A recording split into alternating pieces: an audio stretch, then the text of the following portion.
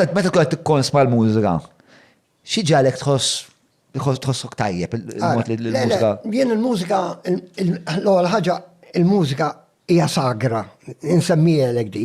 Il-mużika lina isna qed nitolbu lil qaddis tagħna, jipproteġina fejn għandna bżonn. Għalhekk aħna il-ġenerazzjoni tagħna l-mużika ħarisna lejha b'mod aktar importanti fil-ħajja u bnejna anki l-atmosfera ta' madwarna, aħna bnejna l-affarijiet il-kunċerti, jekk kien paċi fuq dawn l-ideat, fuq dak li kien diġà hemm barra, kif se nġibuh Malta.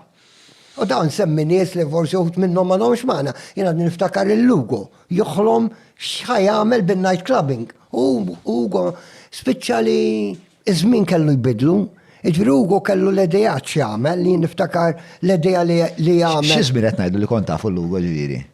Late 80s, dak iż-żmien meta konna nibdew Paċiville. Paċiville li kien ilu hemm jibdejt indoq Paċiville 1980, ma dak iż-żmien triq waħda biss kien. U Ugo l-rwol tiegħu f'dak il-bidu x'kien? Le Ugo kien għadu pjuttost żgħir, konna għadna żgħażagħ aħna, missieru kien involut fil-business.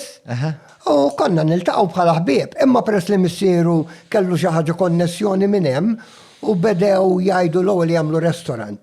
Bdew niftħu klab. Ftakar qabel ma kienx hemm klabs Paċiville. Sewa. Kull ma kien hemm il-BJs. Il-Punch Bowl?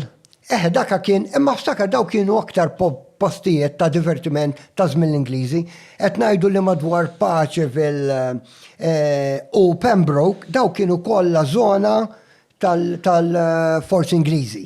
Hemmhekk kienu joqogħdu n-nies, il-Villa Rosa, għalhekk kien kważi parti li jaqgħat mat-turiżmu ta' dak iż-żmien.